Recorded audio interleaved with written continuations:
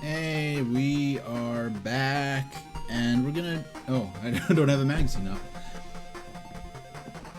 So while I was trying to hunt around for any magazines that mentioned Kirby's... What was it?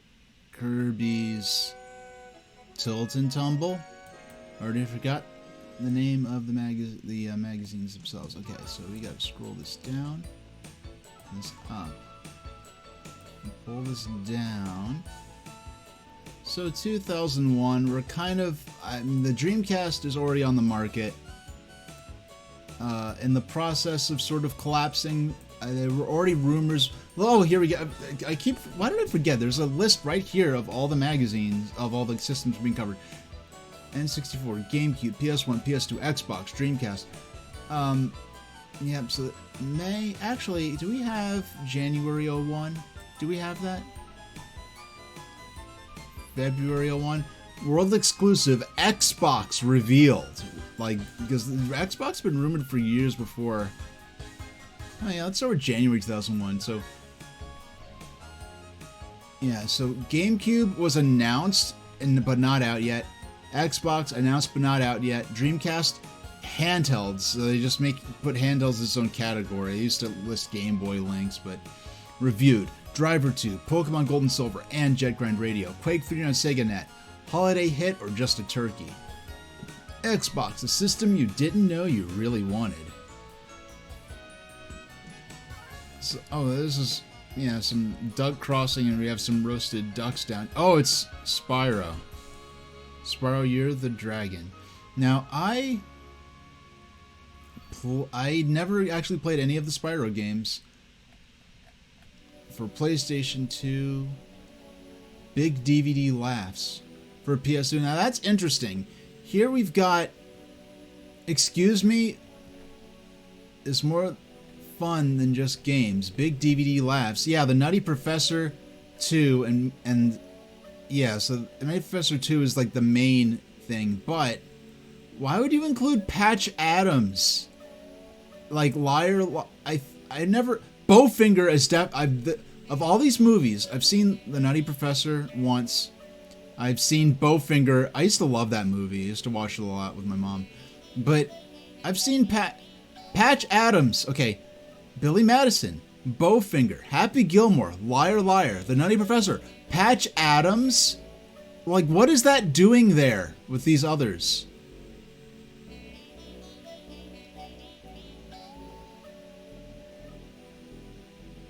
What? Hold on. What's old is new again. Sweet Tooth growls at the environment, lets rip with a couple of missiles, and huge stuff falls over with a very loud bang. Very cool. Some other vehicle cruises in, fly with a vicious, sparky, spinny wheel of death contraption, and the watching crowd makes cooing noises. Airliners fly over, buildings collapse. So, like, okay, I know this is January 2001. I scroll down and I just see airliners fly over, buildings collapse. I'm like, what's going on now? Excuse me? Yeah. So yeah, they're just talking about Twisted Metal 2 in language that they would probably rather avoid given the events of what happened later that year. 007 Racing. I forgot this game existed.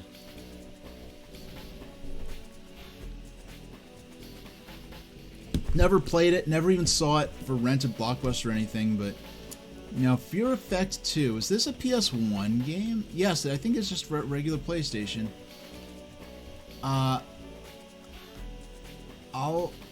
remember Fear Effect was one of those games that came out pretty late in the PS1's life, like Siphon Filter. And all I remember about Fear Effect is, like, other people, my other... teens my age that were guys were like, hey, this game is cool, it has hot women in it. I'm like, oh, okay. Whatever. Yeah. I was more interested in the fact that they pulled off this borderline cell shading effect on the PlayStation 1. Nazareth is saying there's a new Beverly Hills Cop 4 or 5 coming out. Can they please just... We're so busy remaking things and making sequels to long dormant franchises that in 30 years, there's going to be nothing left to go back on, because now we're regurgitating stuff from 30 years ago.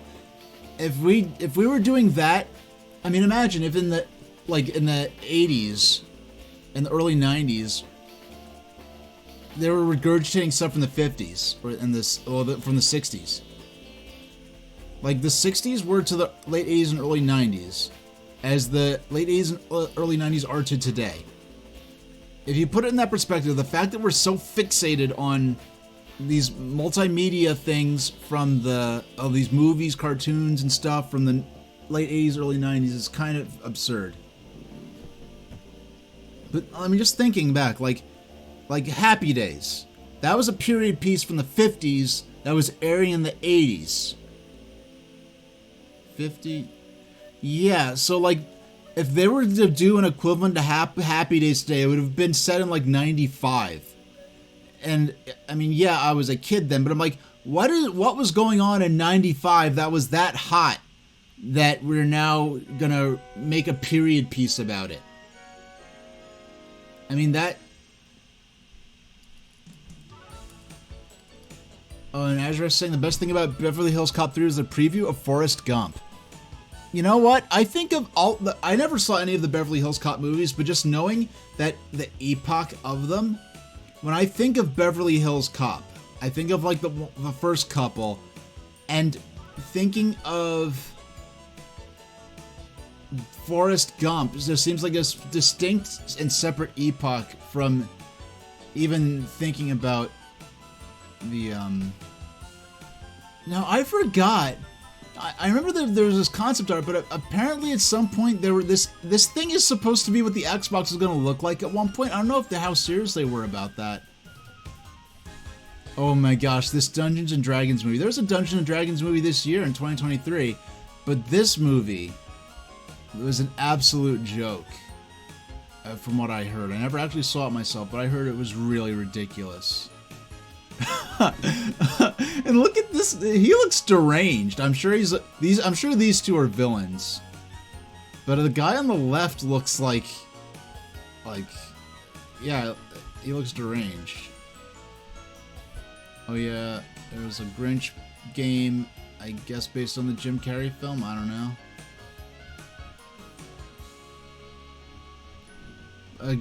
Man, such a different age. Imagine Konami putting out a game about the Grinch. I mean, I'll imagine them putting out any game that's not a pachinko machine, but... Rock'em Sock'em Robots Arena. Now, what is this? Total Carnage? Star Wars Demolition. Star Wars Vehicular Combat. There was a Star Wars vehicle combat game. I would have went... which party? Azurest was saying? Which party, you could, I'm gonna keep reading while you go ahead and, explain, I guess, I guess what do you mean by which party? My water bottle is slightly blocking the, microphone.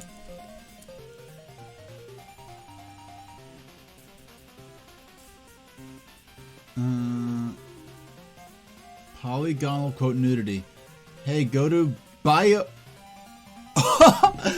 Do not go to this website, by the way. Go to bayuaka.com. There's a Dead or Alive 2 save you could download onto your VMU. That means you have to go online with the Dreamcast. Then when you play Dead or Alive 2 and watch the intro, it says Kasami nude. Thought you guys might want to know. You call that a nude code? Check out this screen above. Now that's nude code. It's no picture doctoring trick either. How does it work? Legal disclaimer, don't do this. Just remove the flash ROM from a PS2 memory card and wire in its place of the smart memory media card. You could read and write from PC with the proper data. You could change the flash on. Okay. But the thing is, they say legal disclaimer, don't do this. The movie based on the game that I was cracking on, I don't know. Oh, this vehicular combat game. There's the Grinch game. I think I was just talking about how I was This game was made by Konami, and they're famous for many games like the Goemon games, which are known as Mystical Ninja as well, the Metal Gear and Metal Gear Solid series, and now they really just put out pachinko machines, which I actually do appreciate old pachinko machines. Oh, it's higher still. Okay. We'll scroll up. See. Oh, Dungeons and Dragons. Yes. Okay. This move.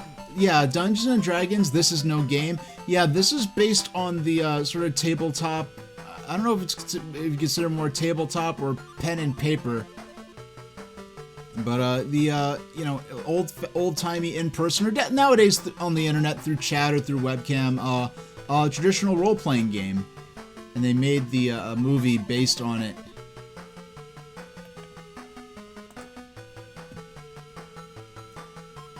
And Clackaboy saying Eddie Murphy has been busy. He even has a new stream-only Christmas film, Candy Cane Lane, on Amazon Prime. Oh, well, bless him. That's the first I've heard about Eddie Murphy in a while. And, hold on. Let's go back to... Once again, we're going back to Dungeons & Dragons, because Azure says that the kid... Yeah... Doesn't have my hair, but, looks like it'd be a potential relative. Isn't this one of the Waynes... Hold on, who is this?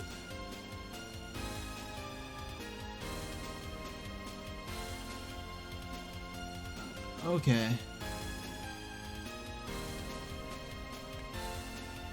Yeah, it took off long enough, but these days, like, a lot of times, no news is good news, because a lot of times, I'd rather hear no news than find out he was involved in, like, defrauding a charity, or, like smuggling panda bears out of China, or something crazy like that you hear people, like, entertainment people get up to. You know, some kind of crazy scandal or illegal scheme. Now, Spider-Man, this Spider-Man game did really kind of begin the tradition of Spider-Man games really being looked to in high regard, not just as licensed cash-ins, but games that have the potential to really bring out the to really let you experience the source material in a fresh new way. Now, this Spider-Man game is interesting because this is before the first of the theatrical releases came out in later 2001. Actually, no, it was that first Spider-Man movie was 2001. It was 2002, I think, because it was like the first big like blockbuster movie I remember after the September 11th terrorist attacks. And I remember the intro to this game. It was like it had an introduction cutscene that was actually narrated by Stan Lee. And it really set the mood and made you feel like, okay, this is something that like they really cared about, making Spider-Man come to life and you be able to control him, swing through New York City and make it feel believable. And even to this day, with Spider-Man games still being AAA tentpole releases, Power to the Poultry, Chicken Run. Now, this is a movie I saw with my mom in theaters on one of the theaters on 42nd Street. And here's Final Fantasy IX, a game I never played, and I've remained relatively spoiled free for.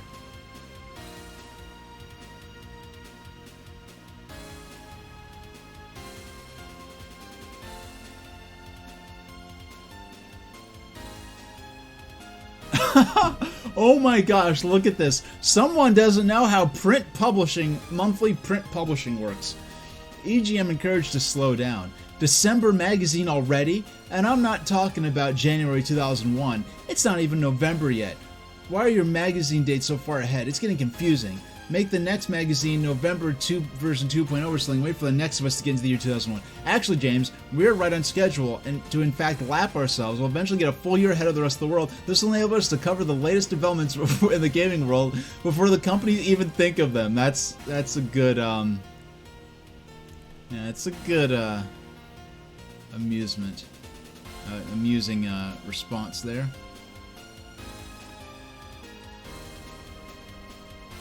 Eternal Ring for PlayStation 2. I never heard of this game. No, this is Smuggler's... What is it? Smuggler's Run? Yeah, Smuggler's Run. This was kind of a... Yeah, this is a Rockstar game. I never played it. Oh yeah, there's been rumors of Final Fantasy IX remakes for a while. Whether they mean just like a modern digital re-release of Final Fantasy IX with modern textures and stuff like that, or a true like full 3D remake in the sense of not quite that full extent, but a bit more. Oh my gosh, look at... I remember this game. Okay, and then the letter right next to it. Okay, alright.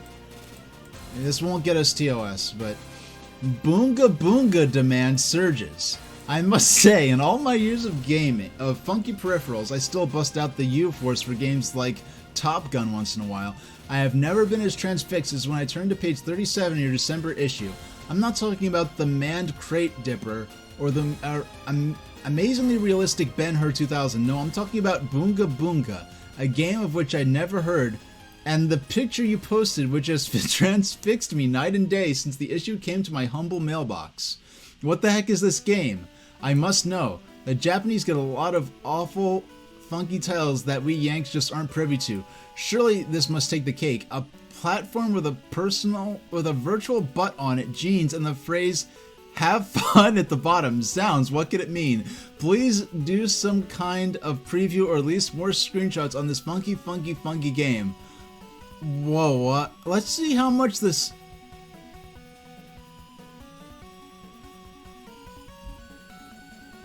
ass poking sim really works.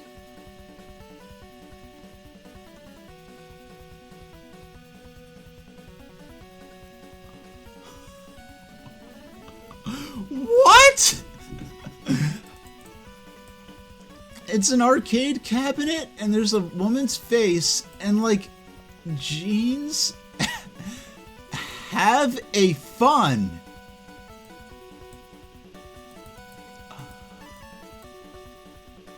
What? Okay, first off, it's have a fun.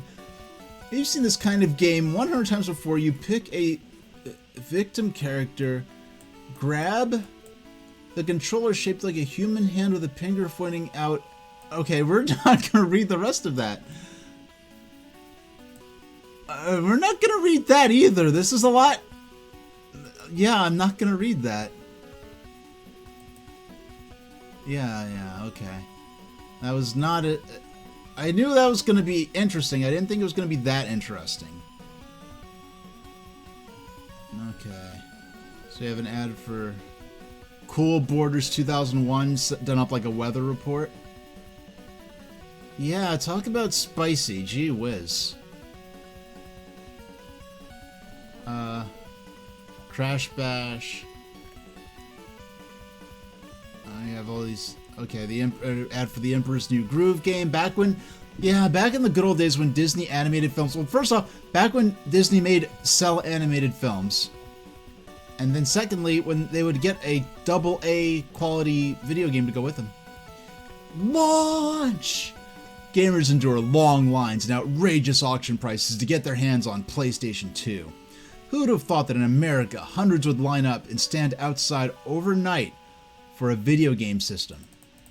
In Japan, that's a common occurrence when new video game hardware, but it's never happened before in the US. That is until PlayStation 2. On October 26, 2000, the first 500,000 PS2s landed in the US. Some got their hands on it, others walked away empty-handed.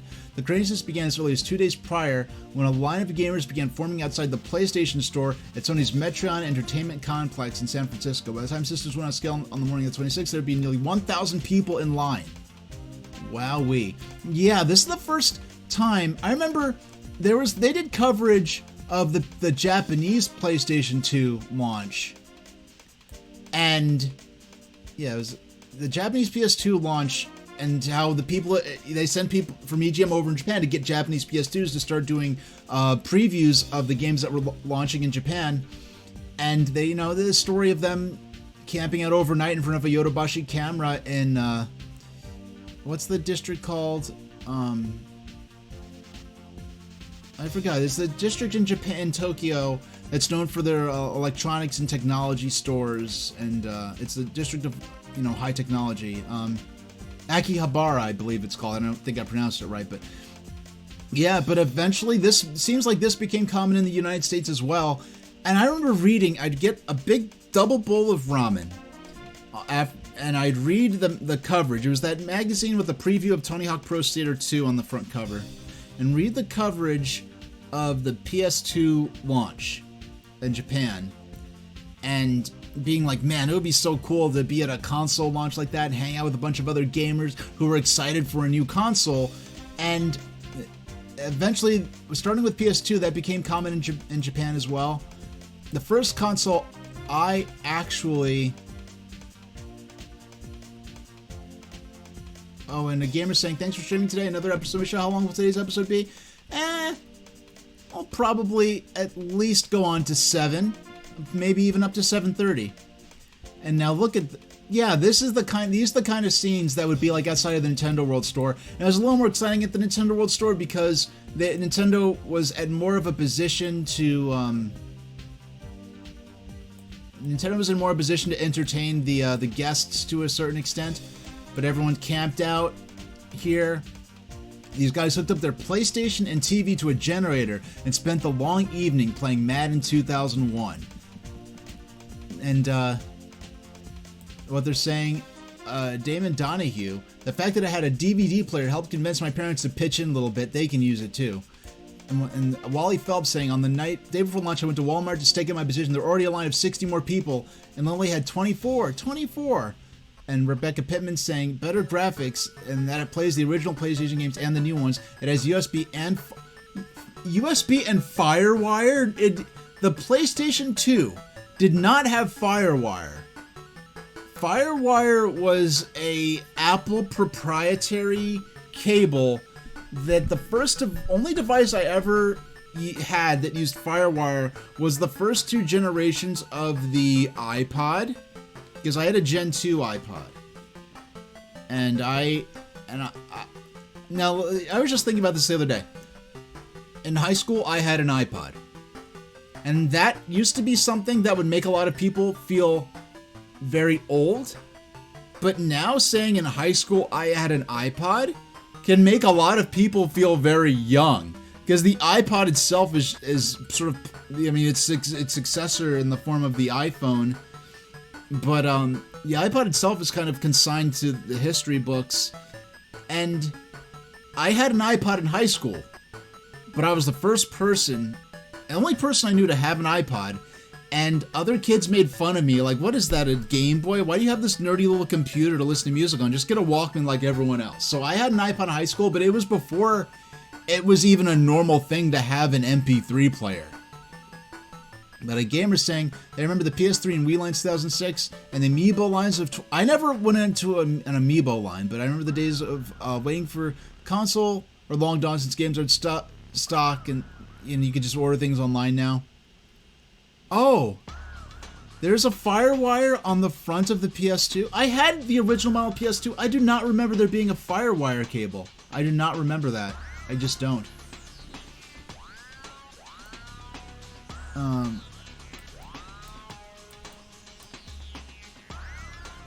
Yeah, look at all those PlayStation 2s. Yeah, so the Sony Metro launch for the PS2 is basically the equivalent of Sony. It's Sony's equivalent of Nintendo World.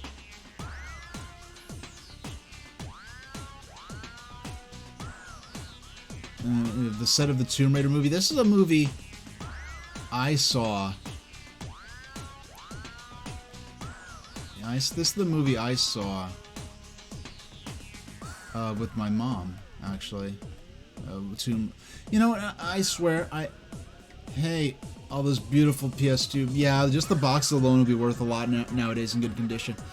Yeah, I was, I guess, one of those gamers that were immune. I was immune to the illustrious polygonal charms of Lara Croft's form and figure. And I never even, my friend had Tomb Raider and Tomb Raider 2. I watched him play it once, and I was like, okay. I never played one of those games myself. And now the fact that those games are coming out or are out now on the Switch is interesting. I have the chance to play those for the first time now. in a pretty faithful to the original manner. But I did see the Lara Croft, the Tomb Raider movie, and I mean Angelina Jolie, you know, someone who a lot of my friends my age were very attracted to. I don't know. I just like, okay, it's an action movie. It looks fun. I went to go see it with my mom. The Final Fantasy movie. With man, look at, I forgot these names. Yeah, no lusting after tunes for me, Azure Rest. But I forgot the caliber of the talent, the voice talent in this Final Fantasy movie. Steve Buscemi, Donald Sutherland, Alec Baldwin. I don't know who Ving Rhames is. I don't know who Ming Hua Wen is. I don't know who James Woods are. But I know Steve Buscemi, Donald Sutherland, and Alec Baldwin.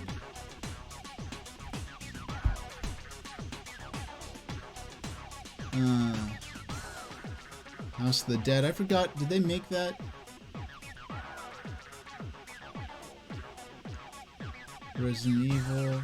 Wait. Parasite Eve? They never... Okay, this came out already.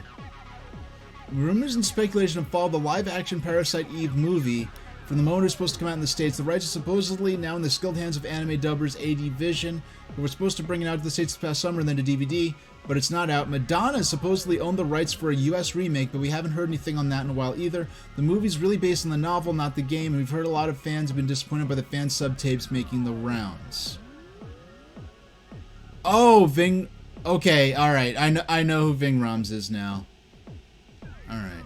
Resident Evil, those... I never watched any of those. I only played a couple of the games, and not for very long, but I know Resident Evil became a successful film franchise. Hey there, Zax. So, funny story, Zax. Remember how last stream, I don't know if you, I mean, you might have been there after I stopped playing. I got bored of Kirby's Dream Land. I got frustrated by trying to find the rainbow drops. I had this amazing thought. What if I just casually beat the game and not actually attempt to complete... I can just casually beat the game and not go after the insanely difficult to collect rainbow drops. Oh, you're working on your comic? Okay, cool. Yeah, I hope you're making good progress on that. Whether you're active in chat or you just use me as some background noise while I... Man, the original Midnight Club. And see, I remember like Midnight Club 2 Dub Edition. I don't remember just the original Midnight Club. In secret gatherings around the world, a mysterious group of urban street racers known as the Midnight Club race for pride, power, and glory, and sleeky, customized, tricked-out sports cars, speeding through crowded streets, running red lights, terrorizing pedestrians, driving on sidewalks, and outrunning the cops are just the basics for the Midnight Club. There are no rules. I think there's one rule, which is don't get caught.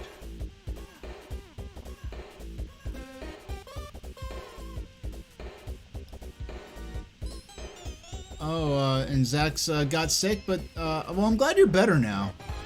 Yeah, there's a lot of bugs going around. You know, you can only, even if you get vaccinated for everything, that improves your chances, but it, you know, you can't guarantee anything. Now, oh boy, now this is an interesting article here. Look at this.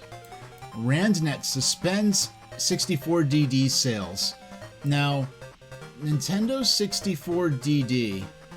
Hold on. I could guarantee. I don't have my audio, and let me check what I'm listening to here. Oh, this is not from Rystar. This is from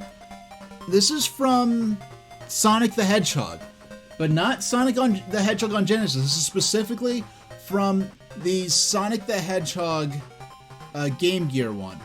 Oh, the one before? Oh, I wasn't listening. I didn't even have my headphones in because there's no audio stuff going on, and the background music's just for... Yeah, I can tell you whatever that was, it was definitely not from Rystar. Because I do not have any Rystar music in here. In fact, I played Rystar once many years ago on the Wii Virtual Console. I would not be able to identify a song from Rystar to win a prize. Like, I wouldn't know. But the Nintendo 64 DD was a magnetic disk drive that was supposed to come out shortly after the Nintendo 64 and make its storage capabilities a bit more rivaling what the PlayStation could do, but with the addition of being able to rewrite the discs, which you could not do with PlayStation CDs. N64 got delayed year after year until it didn't end up coming out until very late, very, very late in the N64's lifespan, only as part of something called RANNet in Japan.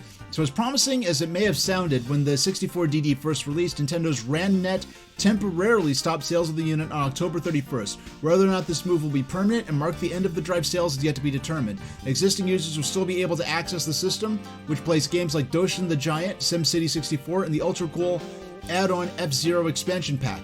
This could mean we'll never see the DD version of Zelda, which has reportedly been completed some time ago. The 64 DD was nowhere to be found at Nintendo Space World Expo just a few months ago. Nintendo has also pushed back the release of its mobile GB adapter by 1 month from December to January, and affected the delay is the release of Pokemon Crystal, which will be released on the same day. And Zax is saying, can they show the progress that they did? Yeah, we're probably going to keep the content related to the magazine, but if you want to whisper me a link to your comic, if that's somewhere that you're posted to, if you've got it posted, so if you want to whisper me a link, I could check it out later, and if it's something I think the stream would like, I might maybe drop a link to it in chat next time around, but no promises. But and Azurus is saying, talking about bras, definitely not on this stream. Yeah, definitely not on this stream. Not that. Yeah, I don't even know enough about bra. I don't know if 64 DD is big, a bra size, or a small one, or what. Like Oh, I don't have to show it to chat. I mean, I don't. Yeah, but if you're interested in me checking it out, if you whisper it to me, I can. EGMs, Oh, these are okay.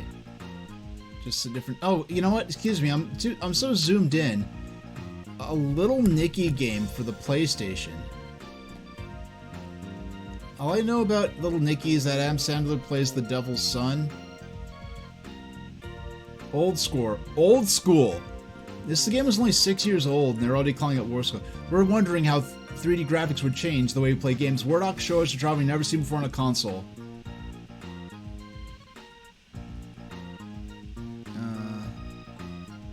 I forgot. Yeah, yeah, so here's Wesley Snipes as Blade. You've seen the movie, now live the life of the Daywalker. Do I remember zstore.com? I don't remember its existence at all. But yeah, here's Wesley Snipes as Blade.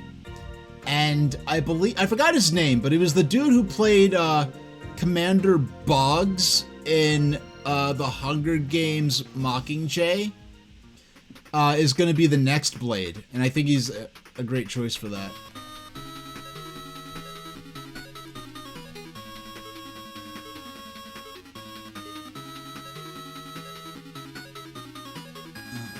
Angel Studios' PS2 game Smuggler's Run is getting a new name for its release in Japan. From here on, it shall be called Crazy Bump. Smuggler's Run was called Crazy Bump in Japan. Now, Sega games to appear on other systems. When it comes to making a successful hardware platform, it's been hit or miss with Sega in the past. It's always been a hit with the hardcore audience. They haven't ever been able to get the attention of the mass audience in Japan. Really? That's interesting. In Japan, despite a library of great games. I understand that the Saturn was actually a very good, was actually a fairly successful system in Japan. Sega game already on the PS2, if you count this one. Sega's already got a game on the PS2. In '91, Sega brought out an arcade game called Time Traveler. There's a DVD version of it, and then you can run it on your PS2. So let me take a look here. Alright. But gamers saying it was sold in a 4Kids TV preview on YouTube. It looks like a website to buy DBZ, PS2 games, and other anime DVDs. So errors around in this era of EGM. Oh, okay.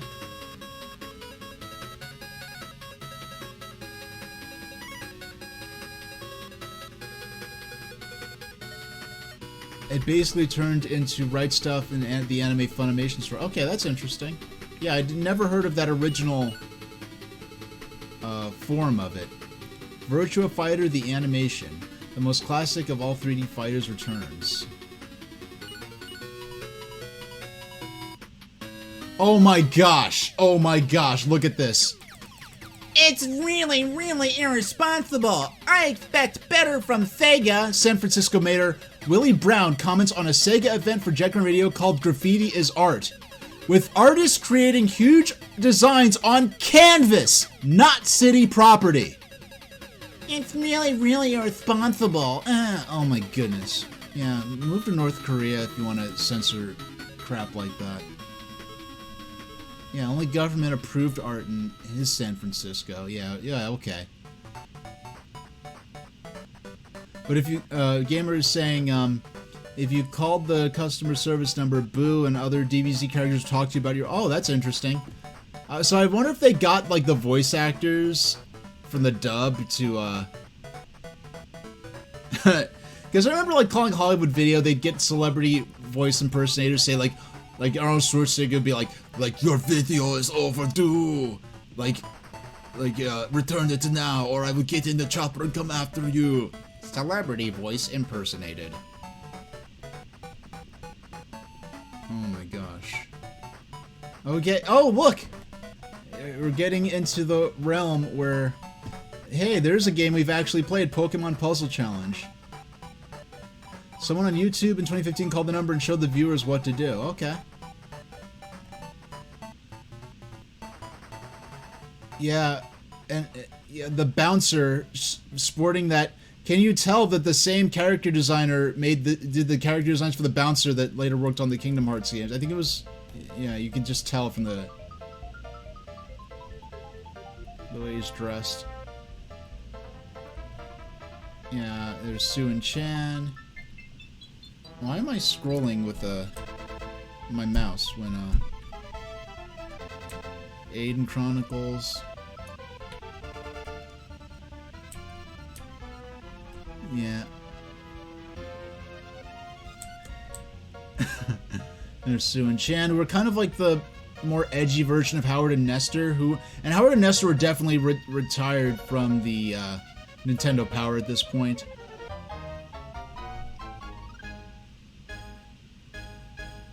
Oh, and here we get, and here's the ad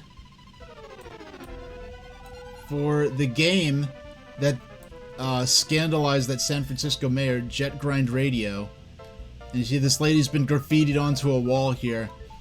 And Jet Grind Radio is one of the earliest cel-shaded games. I played this on my friend's Dreamcast once and I had a blast. But yeah, it's a graffiti sim where you'd run around and graffiti, and you'd cover up the tags of rival gangs and everything like that. Featuring music by Rob Zombie, Jurassic 5, and Mixmaster Mike. So I wonder if the Steam version of Jet Grind Radio has all that licensed music in it or not.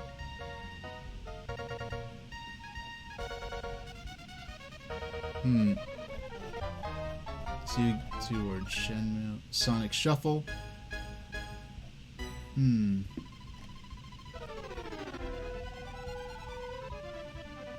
Oh, here we go. Oh, wow, we're actually looking at the first explanation of cel shading. Game or cartoon? In the early 80s, gamers were taken aback by the incredible visuals of the now classic coin-op Dragon's Lair. Players couldn't actually control the hero's movement directly, but boy did the game look great. Finally, we are witnessing the release of fully interactive cartoons. This is made possible by a tech called cel shading, which is used in Sonic Shuffle. You can also be seen in Wacky Racers above and the phenomenal Jet Grind Radio below. You'll be seeing this effect used frequently in the future.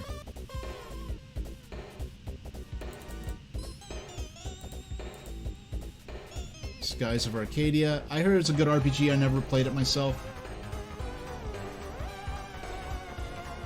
Speed Devil. No, why am I using the scroll wheel? Yeah, so many of those PS2 games need modern remakes and re-releases, and that's a funny thing because, like, with an old movie you could port to anything. You could just like transfer it to something else. Oh, this game.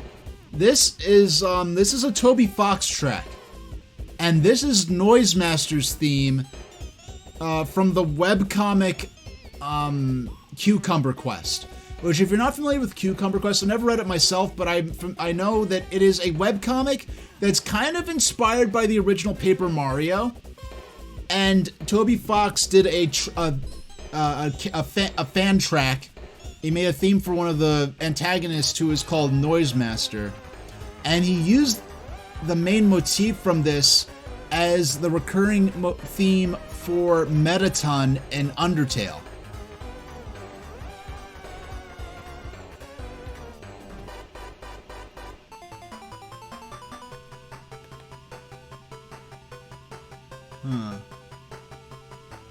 So Worms Party World, Last Blade, Resident Evil 2, the Dreamcast port of that.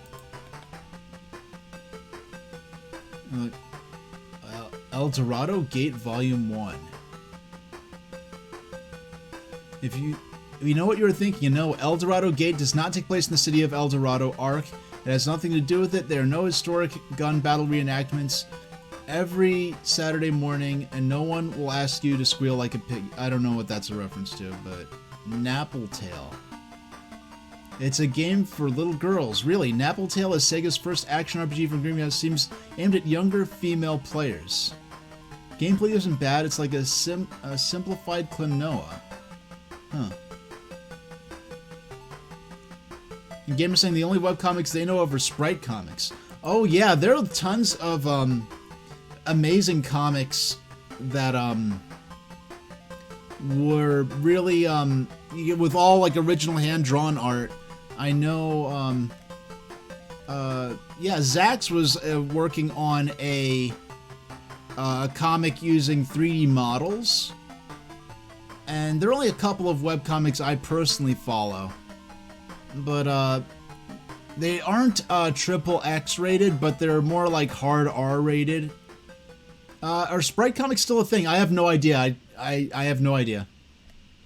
Yeah, they're not like pornographic or anything, but they are hard R, and I try to keep it more like light PG-13, so I'm not really going to post links or mention them specifically. There you got Red Faction. All I know about Red Faction is that it's about communists on Mars in the future. Sky Odyssey. You know what? I never heard of this game. Publisher activism, developer cross. Akin to, also try Pilot Wing 64. That's interesting. That's very interesting. Bloblight. Oh, it's like a worm light shaped like a gross, like, tentacle monster. Okay. MDK2. I only played the first MDK. I never played the second one. Never played a Harvest Moon game before either. Test Drive, Championship. These are all PS2 games. Gun Griffin Blaze. This is a mech game. Easily one of the best PS2 launch titles. Cool Borders, Code Alien. Hurdy-gurdy. I remember this is like a sort of sheep-herding platformer. Sylphied, that's like a flying shooter, I believe. Dog of Bay.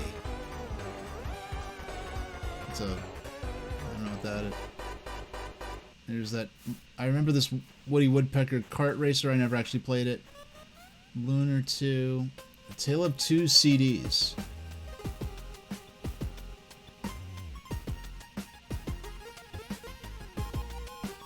Now, bromides. Doesn't that, like, mean something in biology? Like a bromide? I don't know. It sounds like something from biology or science.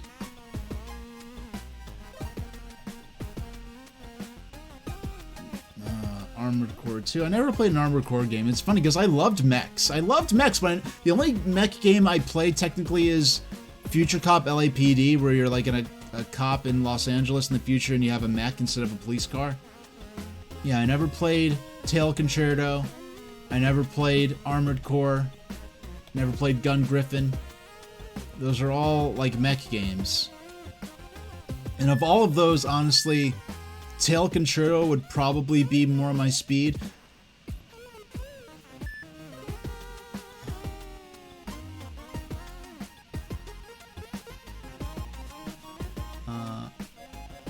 Demons do exist. Persona 2. Eternal Punishment. Jungle Book. Rhythm and Groove.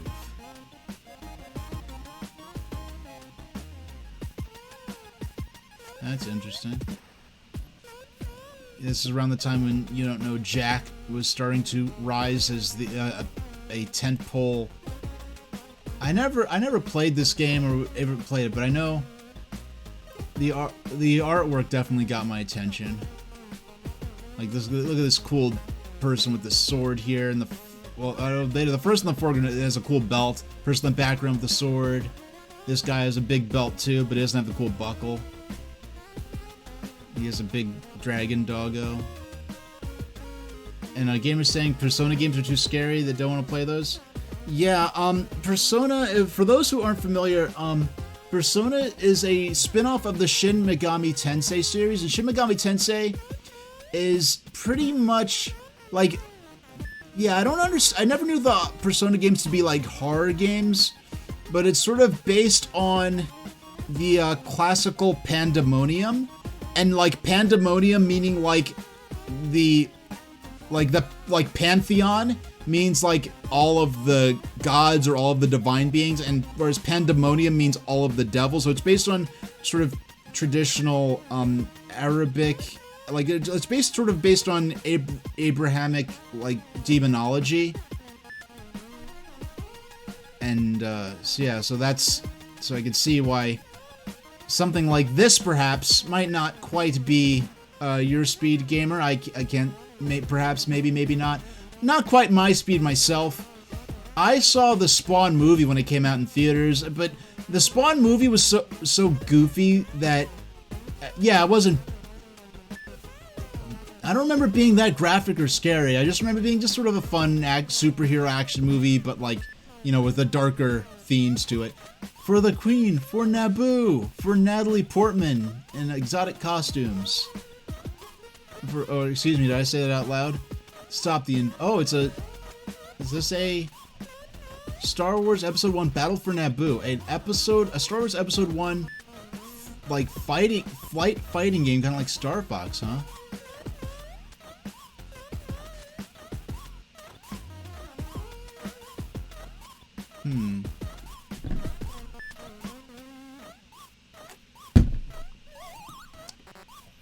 So here we got this big preview of Testamental Black. I think this Dukes of Hazzard game was my first exposure to the existence of this franchise. Okay, this article here, the preview for the original Xbox, this is something that deserves its own, this is something, I do make notes of things to come back to. Like this big thing about Xbox and all these future consoles.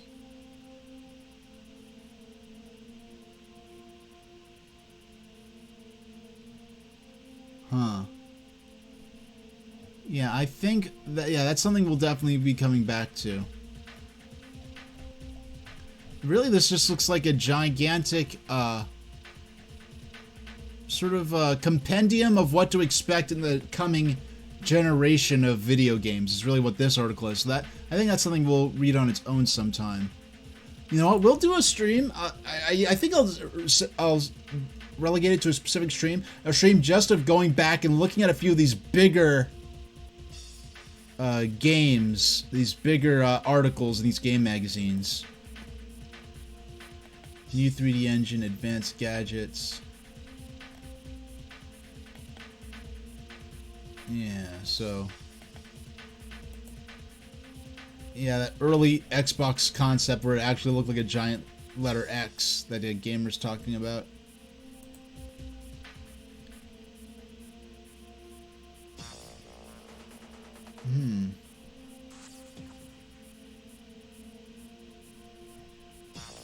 Oh, so this looks like a... oh, this looks like a preview of some different Japanese, here we go, Games Without Boundaries. This is like a sort of covering the fact of game worlds becoming larger and more seamless as the technology improves. Preview of Metal Gear Solid 2. WAP. If you don't remember WAP, WAP was basically a mobile wireless standard. WAP was the beginning of mobile phones. Now this mobile phone here is so advanced that this has to be European, probably Japanese. But yeah, there was a point where a flip phone wasn't a phone you flipped over and the screen was on the lid. It had a lid. The lid had the earpiece, and then you just held it up to your ear. But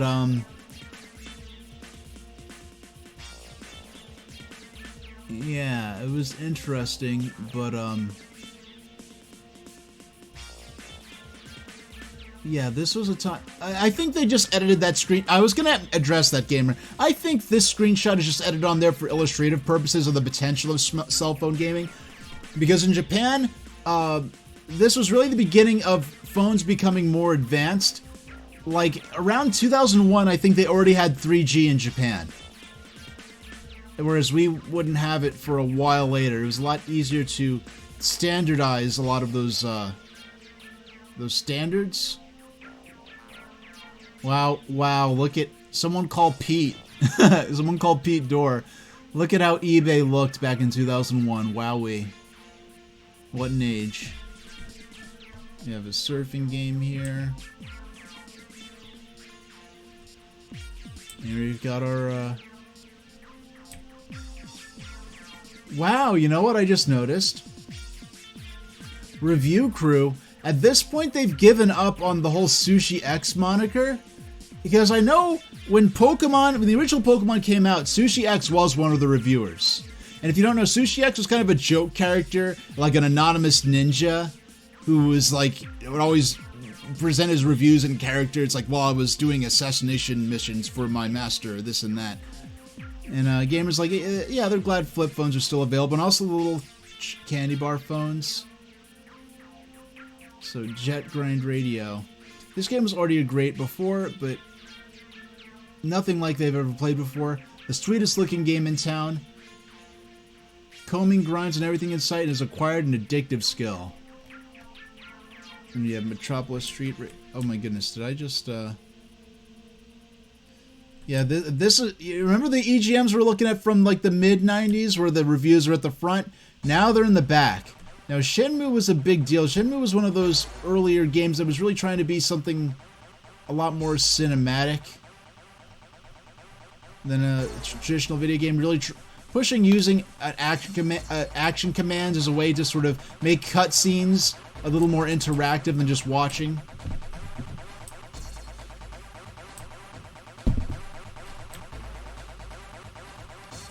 Now here's Hey You Pikachu. Yeah, so Hey You Pikachu is a game where you had a microphone that you give simple voice commands to Pikachu, have him complete certain tasks.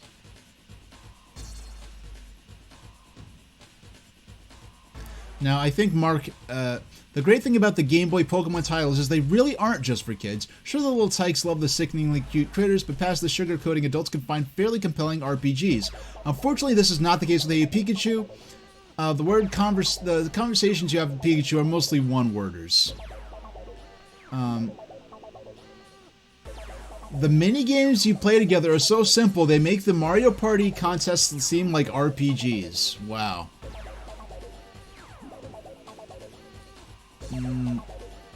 I forgot there was a Batman Beyond game for N64.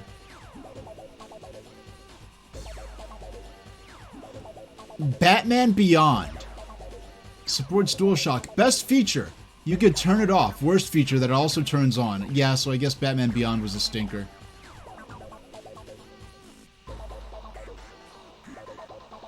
The Grinch. Best feature, The Grinch was a great book. Worst feature, The Grinch isn't a very good game. Anything else that's... Buzz Lightyear of Star Command. Actually, saying it's pretty decent. They gave it a 7. It's not bad. Because a lot of times those, whereas as opposed to Power Rangers Lightspeed Rescue, which got a 3.0. Now that's interesting. So Power Rangers Lightspeed Rescue got a 3.0 on PlayStation. What did it get on N64? On N64, that same equivalent title got a 2. Oh wow, the N64 version was even worse. And that Buzz Lightyear game just released on PS4, PS5. What is like a downloadable game or something like that?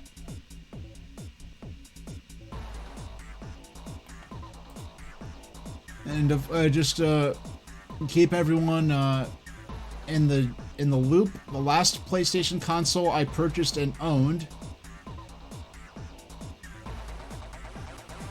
was a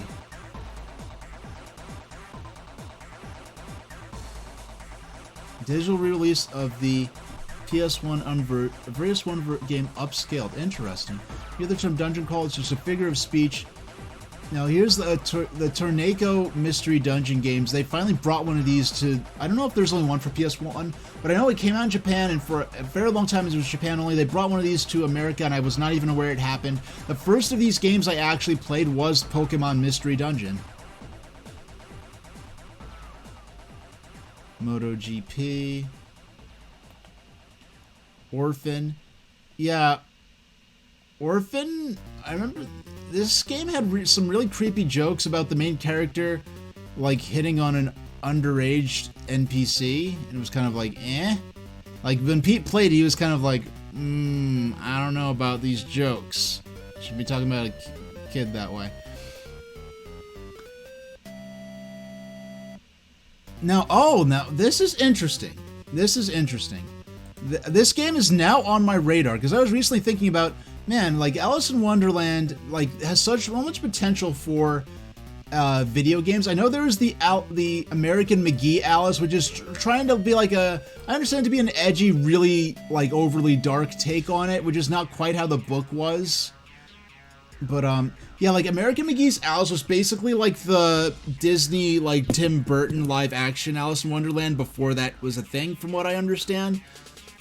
I mean, Alice in Wonderland, there's depth, like the actual Lewis Carroll book. There's depth to it, there's texture to it. I mean, there's a reason I have a Griffin, like, right Sona. My Griffin specific for Sona is a Griffin, and is sort of inspired loosely by Lewis Carroll. My writing show, my PNG Tuber writing show was called A Griffin Writes, which may come back someday. It will in some form or another, but, in fact, I actually filmed some new content with Griffin H in short form format that you will be seeing soon. But best feature, variety of level types. Worst feature, just for kids. So it's based on the Disney license apparently, but Alice in Wonderland is what a kid's game should be. All too often, half-rate games come along that say they're for kids, but they just plain suck. Alice in Wonderland, however, is well made and should provide for Alice of tongue for any youngster. The movie-inspired levels are broken up for quick, subscribable levels. 7.5. 7.5. Okay, that's decent for a game like this. It's decent. Who Wants to Be a Millionaire for Game Boy Color? Best feature, captures the experience of the show. Worst feature, only 600 questions. Who Wants to Be a Millionaire, which is... Excuse me. Oh no, I just realized this whole time I did not have the magazine in a format where you could actually see the entire magazine. So, they eventually stopped doing these, but this is a really good, like, guide to show which issues, which games were reviewed in, and the scores they got.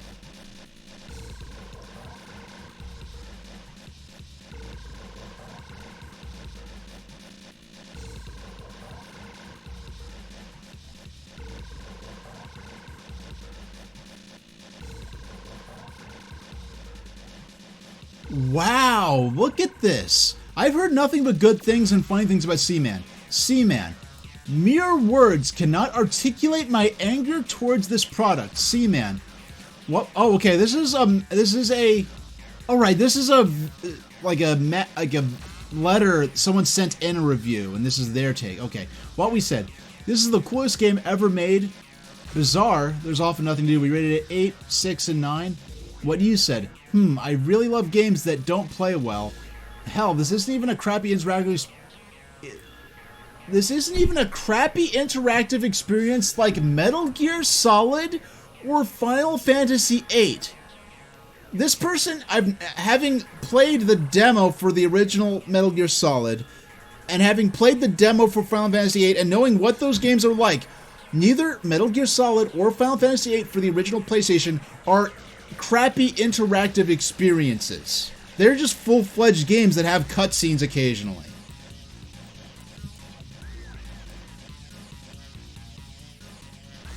Yeah, like, to avoid getting into your opinion is wrong, but I never played Seaman, but I played the demos and know a lot about Metal Gear Solid and Final Fantasy VIII, and neither of those are like interactive cutscene games. That's ridiculous. A code for Pokemon Puzzle League.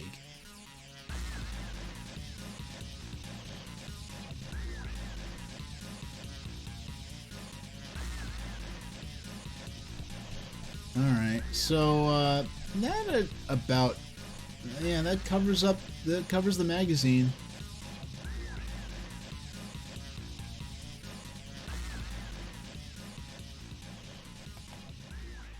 Yeah, that about covers it. So, how about, I'll tell you all, I remember these what game was this? Stupid Invaders. I remember this ad and these distinctive character designs, but I think the game sucks, and it's like characters pissing. That's not something I'm interested in playing, not even as a kid. So, hey, next time on Wednesday, we'll beat another world of Kirby's Dream Land 2. Then on Saturday, we'll go for the final world, and we'll be reading magazines on both of those.